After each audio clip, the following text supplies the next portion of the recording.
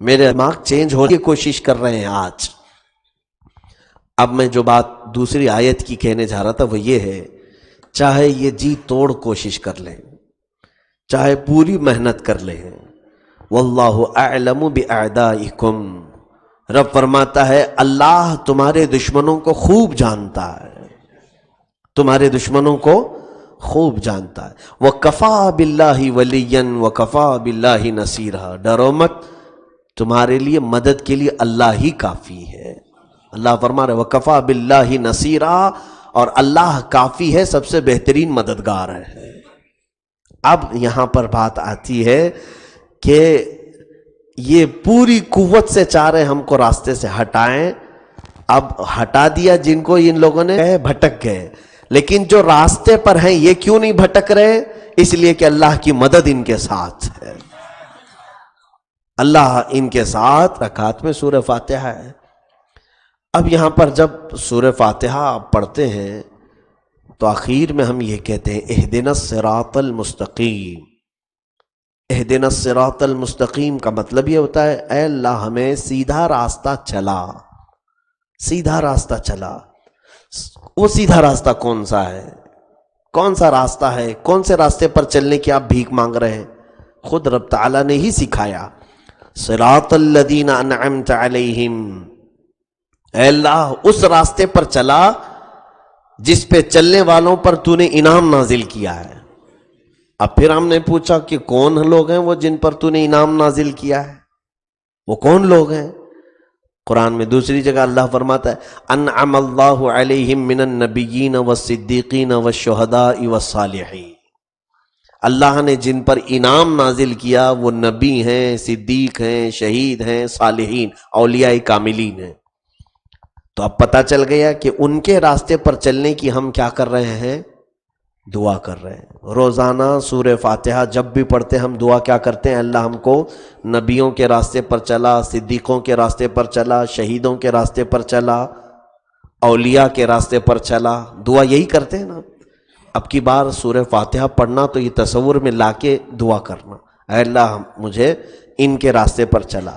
ساتھ میں آپ ایک یہ بھی جملہ کہتے ہیں جو نیگیٹو ہے، غیر المغضوب علیہم ولا الضالین، ان کے راستے پر مت چلا جن پر تیرا غضب ہوا ہے اور جو راستہ بھٹک گئے تھے.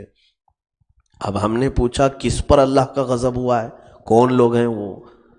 قرآن میں اللہ تعالیٰ نے فرمایا وباؤوا بغضب من اللہ، یہودی ہیں جن پر اللہ کا غضب ہوا ہے.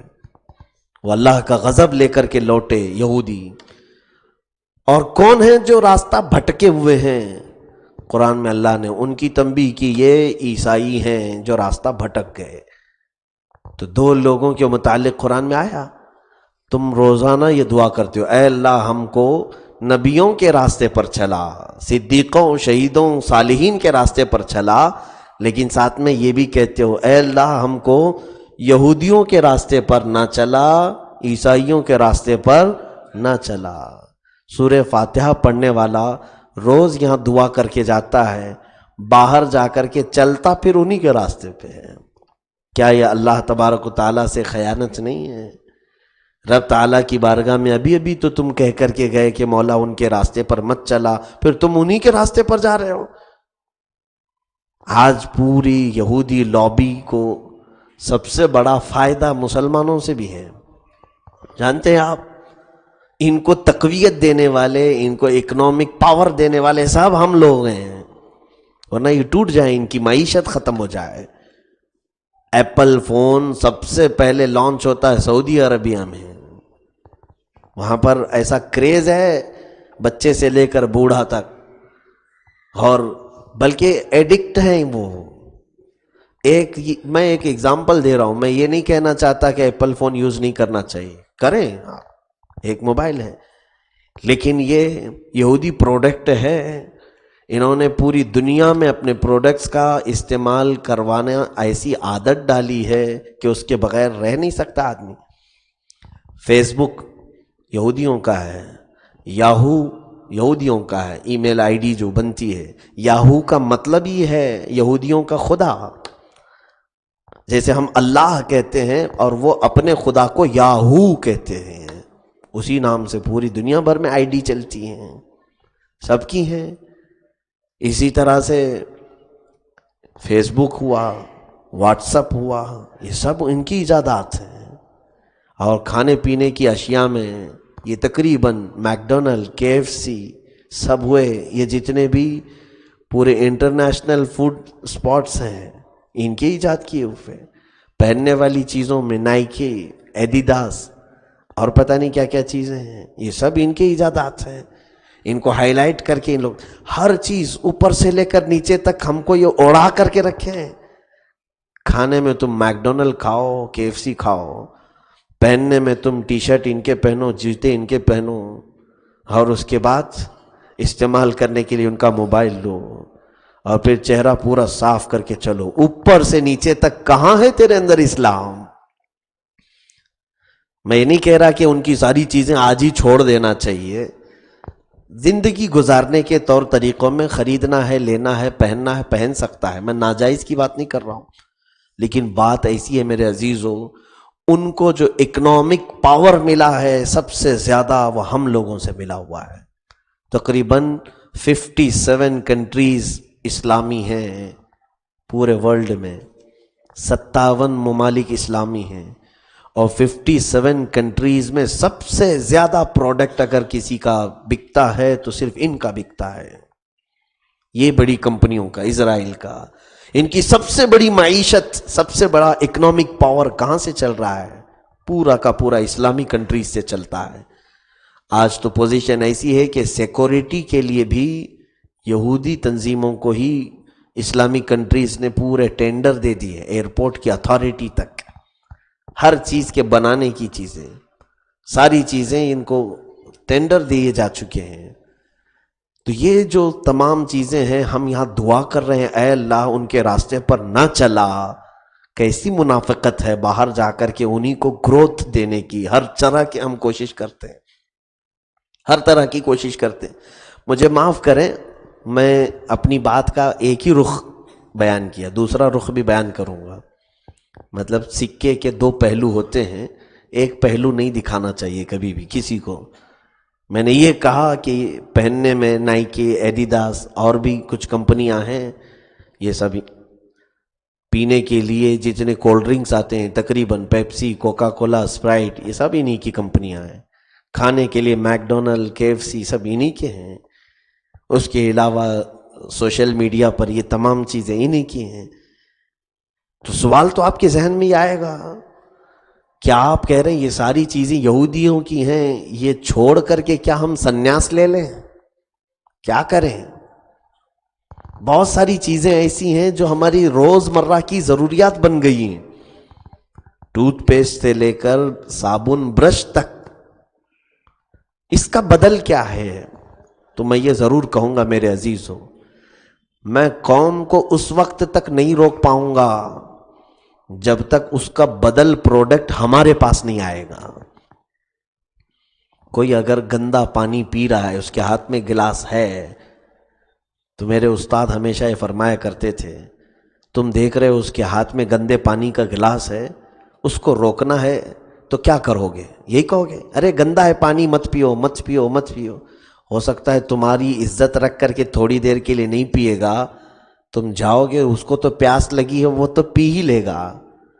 روکنے کا طریقہ یہ ہے کہ تم ایک اچھے پانی کا گلاس لے کر کے جاؤ، اس سے کہو یہ پیو، وہ چھوڑ دو، وہ چھوڑ دے گا اور تمہارا اچھا والا پانی وہ پیے گا۔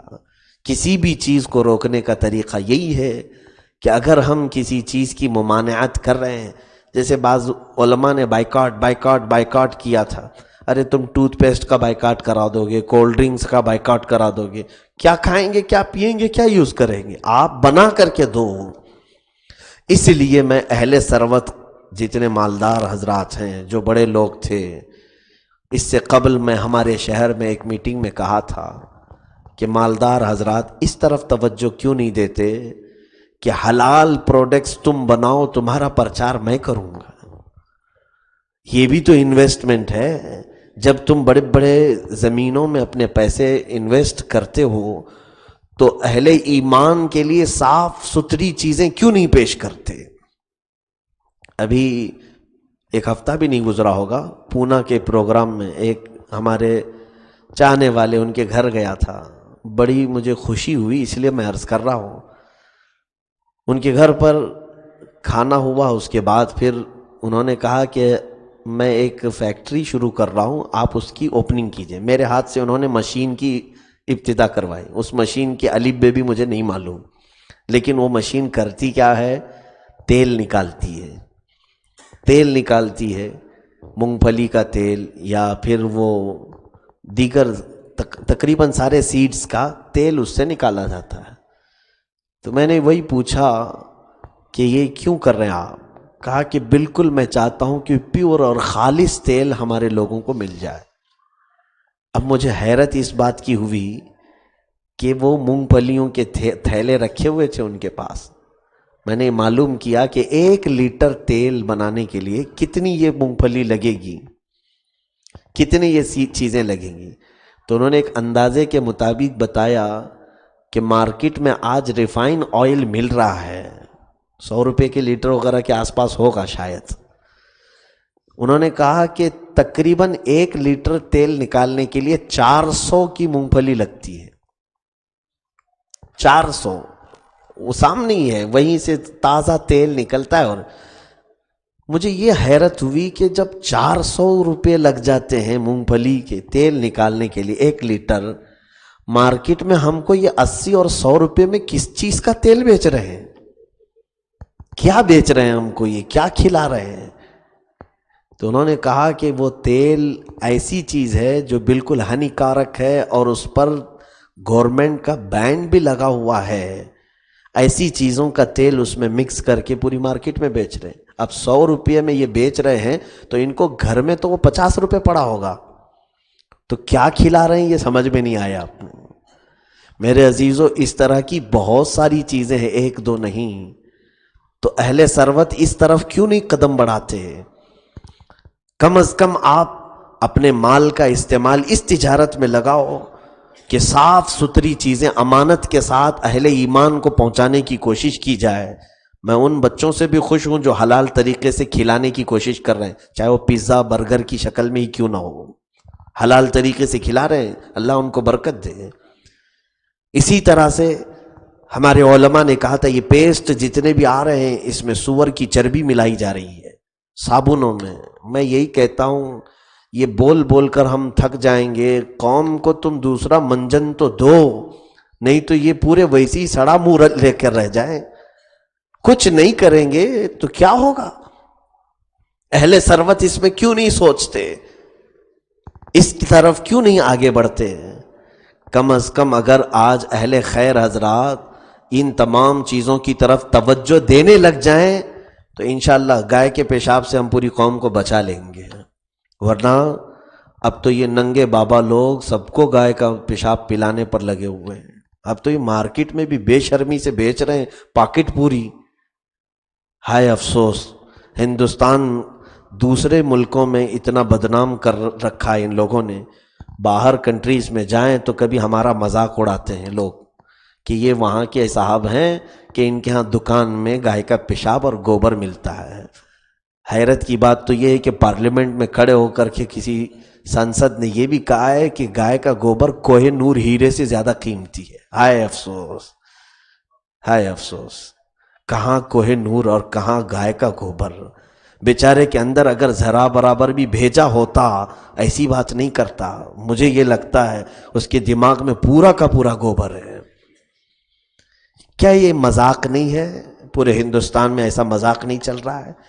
2 چیزوں کے لیے میں نے یہ بات چھیڑی تھی آپ کو، 2 چیزوں کے لیے کہ تم جب دعا کرتے ہو کہ اے اللہ ہم کو ان کے راستے پر نہ چلا، تو نہیں چلنے کے لیے تم تلاشو کہ میں خود بھی نہیں چلنا چاہتا اور دوسروں کو چلنے بھی نہیں دوں گا۔ اپنے برانڈ تیار کرو، اپنے برانڈ بناؤ، چاہے لباس کے ہوں، چاہے وہ چپل جوتے کے ہوں، چاہے وہ پیسٹ صابن کے ہوں، چاہے وہ تیل کھانے کے ہوں، اپنے برانڈ تیار کرو۔ آپ اپنے برانڈ سے آگے بڑھو۔ اس میں دو فائدے ہیں. ایک فائدہ یہ ہے کہ ان کی اکنامک کو پاور تم نہیں دو گے، ایمان والوں کی اکنامک پاور خود ہی بڑھ جائے گی انشاءاللہ. یہ بے روزگاری کے تمام تماشے ختم ہو جائیں گے. اللہ کریم ہے، مولا ان کے ہر چال اور ہر حربے سے ہماری حفاظت فرمائے. وآخر دعوانا ان الحمد للہ رب العالمین.